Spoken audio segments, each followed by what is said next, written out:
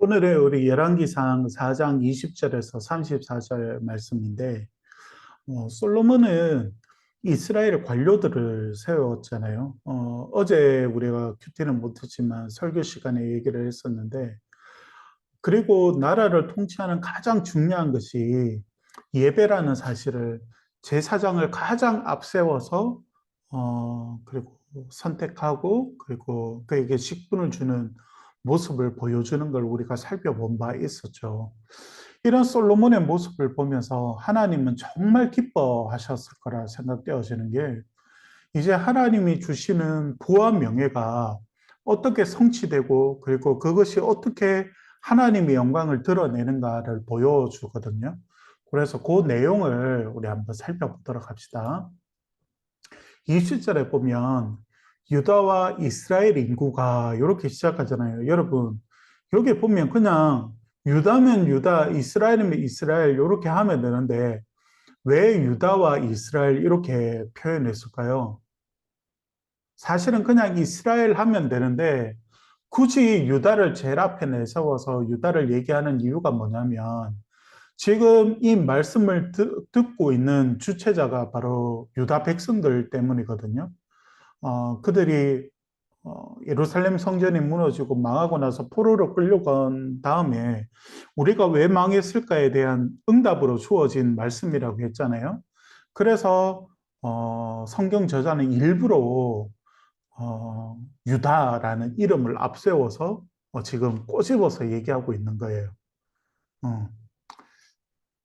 그리고 솔로몬 시대에 유다와 이스라엘의 이 인구가 바닷가의 모래같이 많아졌다, 이렇게 말하잖아요. 그러니까 민족의 이 번성을 말하는데, 민족의 번성은 사실 아브라함에게 주셨던 언약이었잖아요.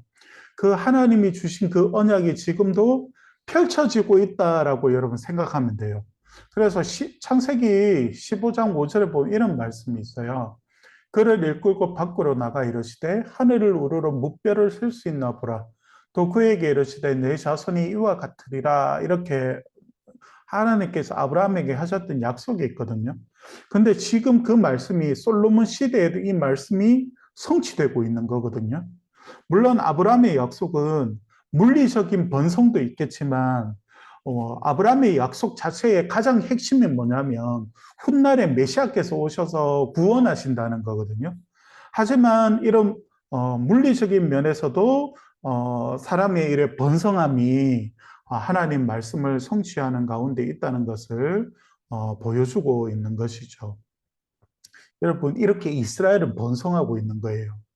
여러분, 한 나라나 한 개인이나 흥하고 쇠하는 것은 하나님의 시간표에 있다고 했잖아요. 우리 예레미야서 말씀할 때 정말 지겹도록 진짜 우리가 이 말씀을 통해서 우리가 확인했던 것 같은데, 그런 의미에서 솔로몬의 이 통치의 시기에 흥하는 것은 하나님이 그에게 허락하신 거예요. 그러니까 솔로몬도 위대하지만 솔로몬 때문에 그렇게 나라가 더 부강해지고 하는 것이 아니라 하나님이 이 솔로몬 시대에 그렇게 축복해 주셨다는 것을 우리는 기억해야 되거든요. 항상 복음이 들어가는 곳을 보면 그 나라마다 민족마다 늘 부강하게 하나님이 해주시거든요. 그래서 미국도 그렇고 우리나라도 그렇고 지금 중국도 그렇고 중국은 그냥 겉으로 봐서는 그냥 사회주의 국가로서 그냥 전체주의로서 그냥 이렇게 공산주의가 뭔가 힘을 강하게 드러내고 다스리는 것 같잖아요. 근데 중국이 번성하는 시기가 언제였냐면 지하 교회가 한참 부흥하고 그리고 하나님의 복음이 부흥할 때 그때부터 중국이 발전하게 이르렀거든요. 그래서 이런 걸 보면 물론 역사가들은 중국을 바라보면서 이렇게 얘기하는 목사님을 보고 역사도 모르는 것이 하면서 책망하겠지만 목사님은 그렇게 믿고 있어요. 하나님께서 중국에 허락하신 그 복음 때문이라고 저는 믿고 있어요. 그러니까 아직도 복음의 자유가 없는 그런 모습이지만 복음의 힘에 의하여서 하나님은 중국에 힘을 주시고 계시다고 생각을 해요. 그리고 언젠가는 그 지하에 있는 교회들이 또 하나님 앞에 언젠가 쓰임 받을 날이 오리라 목사님은 믿고 있어요. 그러면서 여러분 21절에 보면 솔로몬이 그 강가에서부터 블레셋 사람의 땅에 이르기까지와 애굽 지경에 미치기까지의 모든 나라를 다스림으로 솔로몬이 사는 동안에 그 나라들이 조공을 바쳐 섬겼더라. 와, 진짜 이스라엘에 이런 시대가 있었나 싶을 정도로 정말 이스라엘이 지금 너무 부강하고 너무 강성하고 잘 나가고 있어요, 여러분. 이집트의 경계와 그리고 북중에 있는 강의 경계까지 솔로몬의 통치 안에 들어왔대요. 그리고 그 안에 있는 여러 민족들이 지금 이스라엘의 조공을 바치고 있어요. 와, 이스라엘이 다른 나라에 조공을 바쳤던 적은 많았는데, 와, 조공을 지금 받고 있어요. 그리고 여러분 우리 한글 성경에 보면 그 솔로몬이 그 강가에서부터 이렇게 그 강 이렇게 되어 있잖아요. 히브리 성경에도 원문에도 그 강 이렇게 되어 있는데 요 그 강이 아마도 유브라데 강을 말하는 것 같아요. 그러니까 지금 유다 백성들이 포로로 끌려가서 고향을 그리워하면서 예배 드렸던 하나의 장소가 어딨냐면 유브라데 강이었거든요. 또 그곳에서 또 일부러 이렇게 언급하고 있지 않나 싶기도 하고 지금 중요한 게 뭐냐면 지금 바벨론 포로에 있던 유다 백성들에게 솔로몬 시대에 일어났던 이 인구의 번성함과 그리고 솔로몬의 다스림 속에서 이렇게 번성하고 있었던 이런 일들을 어떻게 그들에게 배움으로 다가왔을까요? 열왕기서라는 자체가 지금 포로에 있는 그 백성들에게 질문하는 것에 대한 대답이라고 했잖아요. 그들에게 어떤 배움이었을까요? 아마도 그들이 하나님의 언약을 지금도 지켰고, 그리고 우상 앞에 절하지 않았다면, 이 모든 풍요를 그들이 지금 누리고 있었을 거라고요. 솔로몬 시대처럼. 그런데 선지자를 통해서 그렇게도 풍요와 행복은 하나님이 주시는 것이라고 계속해서 말씀을 전하면서 회개하고 돌아오라고 했지만 그들이 했던 행동은 더 우상을 찾아가서 우상을 숭배하는 모습을 보였었죠. 그리고 길을 막고 하나님 말씀을 거절했던 그리고 그 결과 지금 그들은 바벨론의 포로에 끌려가 있었던 거거든요. 여러분 우리도 똑같대요. 우리도 똑같아요. 똑같대요. 왜 자꾸 발음이 이렇게 되지? 똑같아요. 우리 삶을 지키시는 분, 내게 물질을 주시는 분, 내게 행복을 주시는 분은 하나님이세요, 여러분. 하나님의 말씀에서 벗어나서 여러분, 우리는 물질을 구하지 않았으면 좋겠어요. 그런 삶은 성경이 뭐라고 하냐면 죄라고 해요. 그리고 내가 그 물질을 잘 사용하는 사람이 되기 위해서 여러분, 준비된 사람이 되었으면 좋겠어요. 그냥 물질만 달라고 가지 말고 정말 하나님께서 그 물질을 주셨을 때 그 물질을 잘 선용할 수 있는 사람이 되게 해달라고 여러분 준비해야 돼요. 여러분 물질을 잘 선용하지 못하는 사람은 하나님은 그에게 물질을 허락해 주지 않으세요. 물질이 주어지면 헌금도 제대로 하지 않고 구제도 하지 않고 다른 사람 섬길 줄도 모르고 늘 내가 원하는 것만 위해서 살고 내가 즐기는 일에만 그 물질을 사용하면 하나님 당연히 물질을 주실 리가 없죠. 그러니까 이 어린 여러분들의 그 시절부터 이 물질을 정말 잘 선용하고 잘 사용하는 방법을 여러분 생각하면서 훈련되었으면 좋겠어요. 그 훈련이 핵심이 뭐냐면 물질은 하나님의 것이다라고 생각을 하면 그 물질을 잘 선용할 수 있는 방법들이 내게 생각이 나요. 하지만 내 것이라고 생각하잖아요. 딴 요만큼도 아까워요. 그러면 훈련될 수가 없어요. 그리고 여러분 22절부터 보면 솔로몬의 하루에 음식물은 가는 밀가루 30고루요, 굵은 밀가루가 60고루요, 살찐 소가 10마리요 쭉 하면서 솔로몬 시절에 그 왕궁에서 이제 음식으로 사용되어진 내용물들이 이렇게 나오거든요. 그러니까 솔로몬이 통치하던 이 시대에 하나님께서 얼마나 축복하셨는지 음식도 풍족했어요. 그들은 농사를 잘 짓기 위해서 우상에게 범죄했잖아요. 자신의 자녀들을 불태워 죽였잖아요. 그런데 하나님 말씀을 잘 선용하고 잘 지키고 그리고 하나님 주신 물질을 잘 선용하는 솔로몬에게는 이렇게 풍성한 축복을 하나님이 허락해 주신 거죠. 지금까지 내용을 정리하자면 한 세 가지 정도거든요. 첫 번째는 이스라엘이 번성해서 너무 많아서 셀 수 없을 지경이 되었고, 이것은 하나님의 언약이 성취되고 있는 모습이었고, 그리고 물질적 풍요로 인해서 먹고 마시고 그리고 기뻐하는 삶을 그들이 살고 있었고, 그리고 세 번째로는 군사적으로 너무나도 안정적이었기 때문에 솔로몬이 사는 그날까지, 솔로몬이 죽기까지 계속해서 이 평화가 지속되었다는 걸 말해주고 있죠. 그러면서 여러분 두 번째 단락으로 넘어가는데 25절을 보면 솔로몬이 사는 동안에 유다와 이스라엘이 단에서부터 브엘세바에 이르기까지 각기 포도나무 아래와 무화과나무 아래에서 평안히 살았더라. 보통 일반적으로 이스라엘을 포도나무나 무화과나무로 이렇게 상징하는 적이 많았거든요.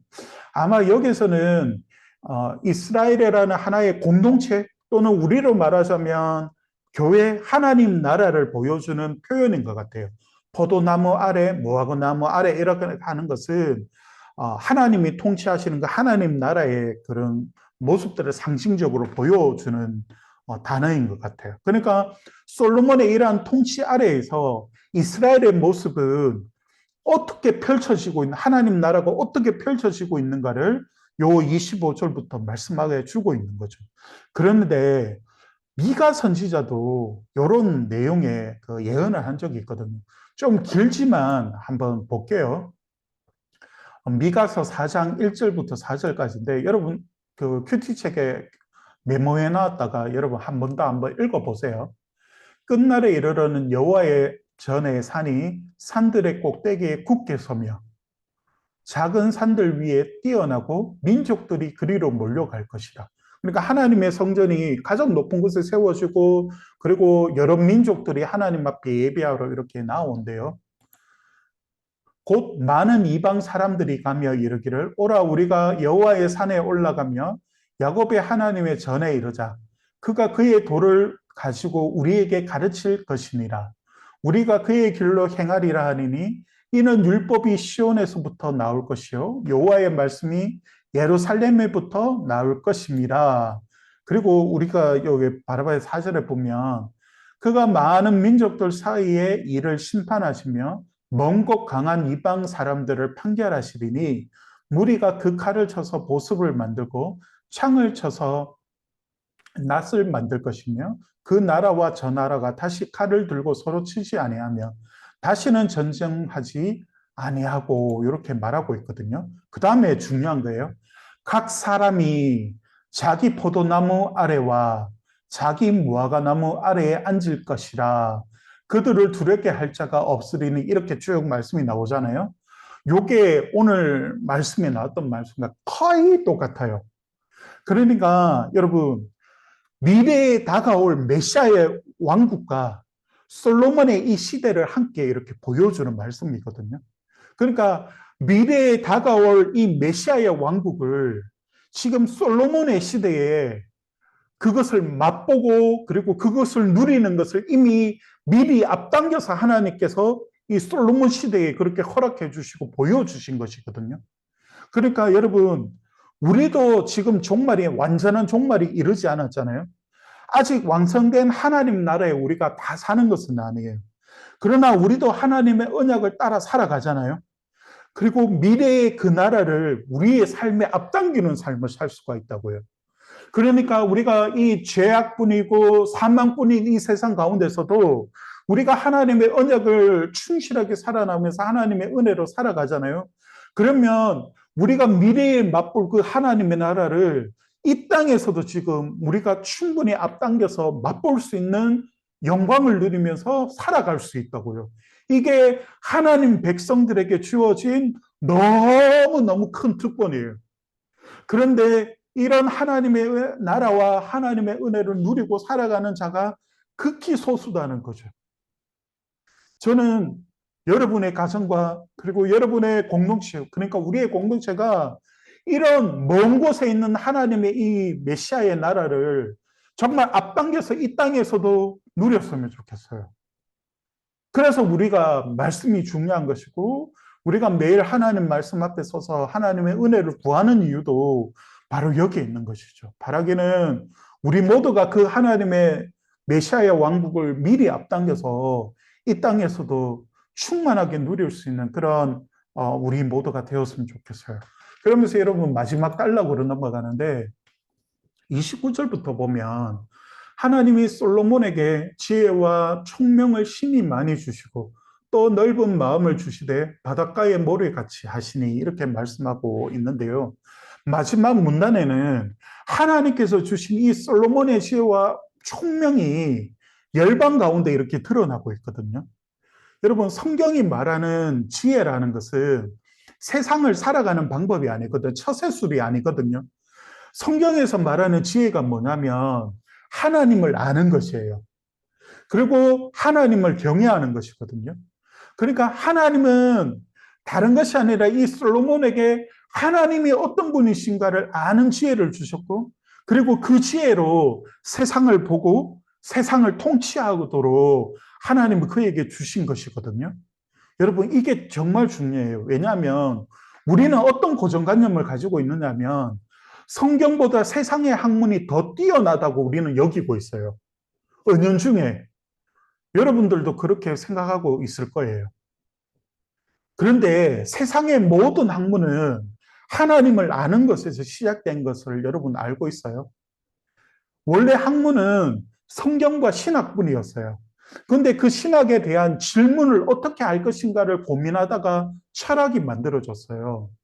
그래서 신은 어떠한 분인가, 신은 살아계신가부터 질문하기 시작했고, 세상은 어디부터 왔는가 질문하기 시작했고, 그에 대한 방법론이 철학이라는 것이 만들어지게 된 것이거든요.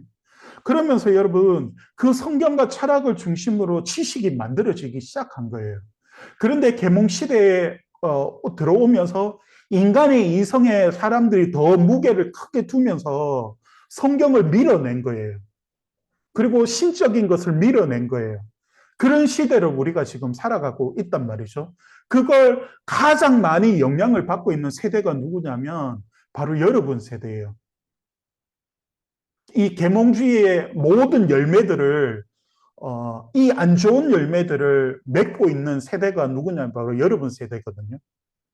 그래서 여러분 하나님 말씀이 그래서 여러분 세대에는 더 중요해요. 그래서 여러분 모든 미술과 음악과 모든 학문을 거슬러 올라가 보면 그걸 다 크게 지평을 열어놓은 사람들 다 크리스찬들이었어요. 여러분들이 그렇게 올라가 봐야. 그래서 모든 지혜는 하나님을 아는 것이에요. 30절에 보면 솔로몬의 지혜가 동쪽 모든 사람의 지혜와 애굽 모든 사람의 모든 지혜보다 뛰어난지라 이렇게 말하고 있잖아요. 그 당시에 문명의 시작이 어디냐면 메소포타미아와 그리고 세상의 중심은 이집트였다고요. 근데 지금 동쪽의 모든 사람이 이제 누굴 말하냐면 지금 유다 백성들이 지금 포로로 끌려가 있는 그 메소포타미아 지역을 말하는 거거든요. 그리고 세상의 중심이었던 이집트의 모든 지혜보다 솔로몬이 뛰어나대요. 여러분, 그럴 수 있을까요? 그럴 수 없어요. 그런데도 솔로몬이 뛰어난 이유가 뭐냐면 하나님이 주신 지혜 때문에 그래요. 여러분이 공부하는 건 사실 대학을 가기 위해서 여러분들이 공부하는 거거든요. 사실 그건 지혜라고 할 수는 없어요. 지혜를 위해서 준비하는 과정이라고는 할 수 있겠지만. 그런데 여러분 그걸 알아요. 좋은 학문을 가지고 세상을 엉망으로 살아가는 사람이 있는 반면에 학문이 좀 떨어져도 하나님이 주신 지혜로 세상을 바라보고 세상을 살피고 살아가는 사람이 있는 걸 아세요? 솔로몬이 그런 사람이었던 거예요. 어느 정도였냐면 33절, 32절 볼까요? 그가 잠언 3,000가지를 말하였고 여러분 잠언이 뭐예요? 사람을 도와주고 그리고 사람들을 바르게 인도하는 그런 언어를 말하는 거잖아요. 잠언을 3,000가지를 말하였고 그 노래는 1,005편이며 또 초목에 대하여 말하며 레바논 백향목으로부터 담에 나는 우수초까지 하고 그가 또 짐승과 새와 기어다니는 모든 것과 물고기에 대하여 말한지라 이렇게 말하고 있어요. 여러분 이게 뭘 말하는 것 같아요? 세상의 모든 것을 꿰뚫어 보는 거예요. 이게 하나님의 지혜를 가진 자들의 특징이거든요. 여러분 34절도 한번 봐요. 사람들이 솔로몬의 지혜를 들으러 왔으니 이는 그의 지혜의 소문을 들은 천하 모든 왕들이 보낸 자들이더라. 이렇게 말하고 있어요. 목사님은 여러분이 이런 사람이 되기를 바라요. 따라가는 사람, 쫓아가는 사람 말고요. 만들어내는 사람, 창의적인 사람으로서 여러분들이 사람을 끌어당기는 사람이 되었으면 좋겠어요. 솔로몬처럼.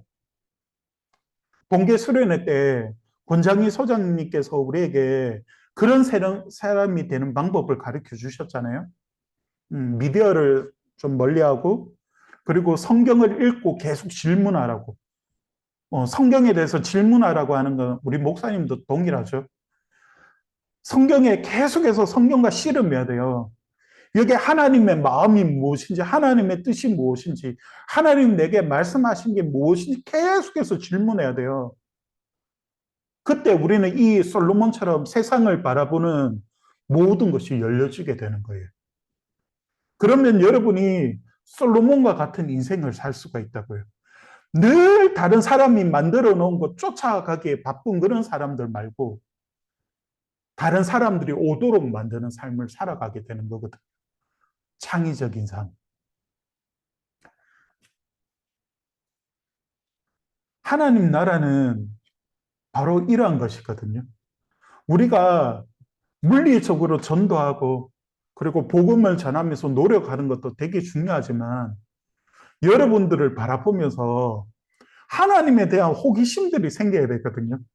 여러분들과 함께 공부하는 친구들이 학교에 있는 친구들이 학원에 있는 친구들이 아니면 여러분들이 만나는 친구들이 아니면 세상 사람들 여러분들을 바라보면서 호기심이 생겨야 되죠.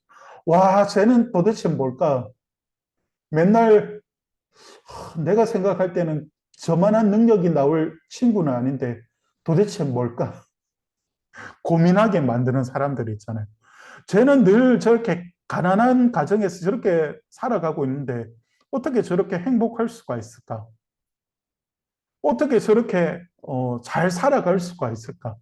늘 궁금하게 만드는 사람이 있잖아요. 여러분 삶을 바라보면서 솔로몬처럼 사람들이 막 궁금해서 막 미칠 지경이 되었으면 좋겠어요. 와, 쟤는 어쩜 저렇게 될 수가 있을까? 그래서 막 여러분들에게 물어봤으면 좋겠어요. 그러면 여러분들이 한마디 해야죠. 성경 봐. 성경 몰라? 그러면 우리 교회 나와봐. 이게 진짜 전도예요. 그러한 여러분들이 되었으면 좋겠습니다.